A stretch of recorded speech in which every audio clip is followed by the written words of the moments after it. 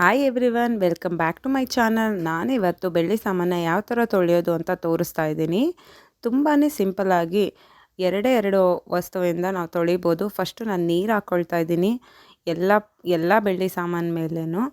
ಆಮೇಲೆ ನಾನು ಕೋಲ್ಗೇಟ್ ಪೌಡ್ರನ್ನ ತೊಗೊಳ್ತೀನಿ. ಇವಾಗ ಕೋಲ್ಗೇಟ್ ಪೌಡ್ರನ್ನ ತೊಗೊಂಡ್ಬಿಟ್ಟು ಅದೇ ಬೆಳ್ಳಿ ಸಾಮಾನಿನ ಒಂದು ಬಟ್ಲದಲ್ಲಿ ಹಾಕ್ಕೊಳ್ತಾ ಇದ್ದೀನಿ.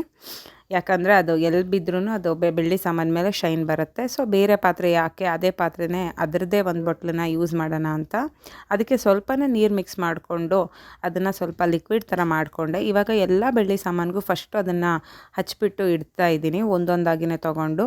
ಯಾವುದು ತುಂಬ ಬ್ಲ್ಯಾಕ್ ಆಗಿದೆ ಅಥವಾ ಕಲರ್ ಶೇಡ್ ಆಗಿದೆ, ಅರಿಶಿನ ಕುಂಕುಮದ್ದು ಅಥವಾ ತುಪ್ಪ ದೀಪದ್ದು ಅದರದ್ದೆಲ್ಲ ಸ್ವಲ್ಪ ಗ್ರೀನಿಶು ಆ ಥರ ಆಗಿರುತ್ತಲ್ವ ಬ್ಲ್ಯಾಕು, ಆ ಜಾಗದಲ್ಲಿ ಹಚ್ಚಿ ಇಡ್ತಾ ಇದ್ದೀನಿ.